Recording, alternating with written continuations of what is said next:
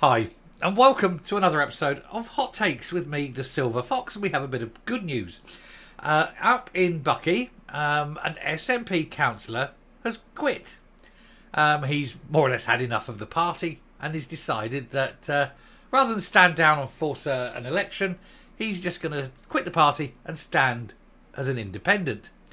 John Stewart is his name. He's a Bucky councillor, as I say, and he's decided that he can no longer remain a party with all these sort of extremist and weird views. Enough is enough, as they say. Now, he didn't go and join another party. He has gone as an independent, which means, I suppose, that he'll now be fighting for and protecting the rights of his constituents. He is beholden to none. He does not have to toe a party line. He can fight for what his constituents think are important. Now, that's a novel idea in Scottish politics, isn't it? Let's hope it catches on and that all of the politicians at whatever level start working for their constituents and not what's best for their party.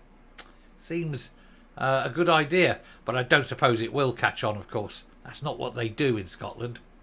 Or England, or Wales, or anywhere in the world. It's all party political, isn't it? But we'll take a look at this to see why John Stewart has decided to do a runner and become an independent councillor. Here goes. Now, just in case, if you've been hearing strange noises in the background of the videos today, I just need to clarify before we get into this. It's like absolute doggy daycare here. I've got 2 Yorkshire Terriers and a Jack Russell Cross, as well as my miniature Schnauzer. And they run around and fight and play. I mean, they're all good-natured. They all know each other. But sometimes there's noises in the background. So if you do hear it, that's what it is. Don't worry. There's nothing to worry about. And also, while I'm here, do please hit the subscribe button and hit the like button. It really, really helps. Now, John Stewart has... I was immediately going to say John Stuart Mill there, but no. But John Stewart has quit the SNP, saying he doesn't like their politics. Now, he himself is one of those that, really, you know, I struggle to see why he would leave, given his politics. He is someone who is very DEI oriented. He's someone who wants, you know, to push all these various agendas. And of course, it does mean that he's now standing against a party, his own party, that has also, for years, pushed the same agendas. So I'm going to be presumptuous, I think, in saying that maybe he's leaving because the SNP have said they need to listen to the Cass report, which kind of makes it wonder if John Stewart is pro-trans, and if so, pro the damage that transing children is causing. I don't know. I can't speak for him, but I know that he is one of those sort of pro-DEI, pro-trans, pro-this, that and the other councillors. Seems odd when you have a party like the SNP that's like that, and he's leaving them. I mean, they're extreme anyway, so how extreme is John Stewart? But then on the other hand, you've got to say at least he's independent, and he isn't towing a line. It's much easier for the constituents there to either say, yes, we want you back because you're good, or no, we don't want you back because you're rubbish. You don't have the party machinery. You have to rely on your own ability. So it all now depends on how good a councillor John Stewart is. Anyway, Bucky councillor John Stewart leaves the SNP to become independent. Although you have to wonder how independent you are when you have extremist views. But hey, that's a different matter. He left the SNP due to concerns about several aspects within the party. Councillor Stewart was elected in November 22 in a by-election caused by the resignation of Liberal Democrat councillor Chris Pine. So he ain't been there for long then. November 22, what's that, 12, 13, 14, 15, 17 months? Not even 18 months yet.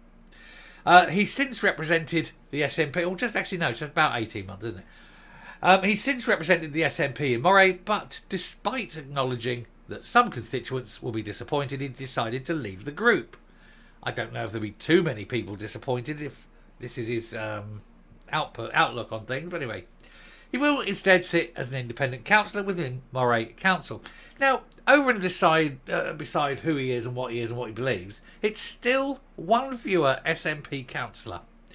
And that's got to be a good thing. So even if I disagree with his politics and whatever, I've got to say, well done to him for leaving the SNP, reducing their power. Because, of course, SNP councillors have to give a percentage of their money into the coffers as well. So that's one councillor's contribution fewer going into the central fund of the SNP. Makes them a little bit poorer, doesn't it? So we've got to go a thumbs up with that one. So if nothing else, he's done good in that way. Councillor Stewart said, "It is with sadness I announce I will no longer be a member of the SNP. Over the last few weeks, I've been concerned about several aspects within the SNP, both at local and national levels." He said, "I'll continue as a councillor as an independent representative for the people of the Bucky ward. I know this will be disappointing for some in the ward, and I do apologise for this. Never apologise, never explain. Be a bloody man about it. I've left because I don't like what's going on. I'm standing independent. You can judge me at the next election." Never ever apologise.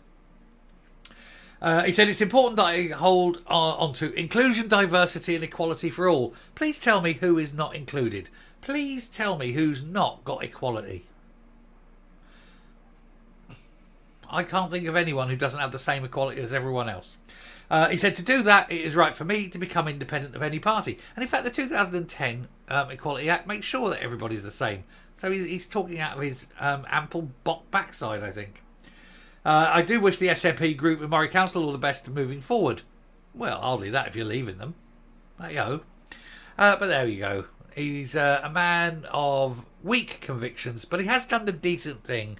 He's left the SNP and he's reduced the amount of money they get. I'll give him a tentative thumbs up, because his politics wouldn't have changed whether he was in or out. So he dealt with the same politics, but they are financially worse off and a little bit of embarrassment. Job's a good one. Coming up, I can hear the dogs barking. I'll go down and beat them with sticks in a minute. I just want to confirm I will never ever beat a dog with a stick. It was a joke. I know some people get a bit funny about that. It's a joke.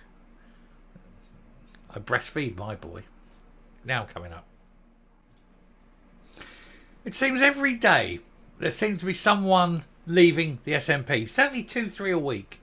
It's either a councillor here, somebody crosses the floor there, it could be an MP, an MSP.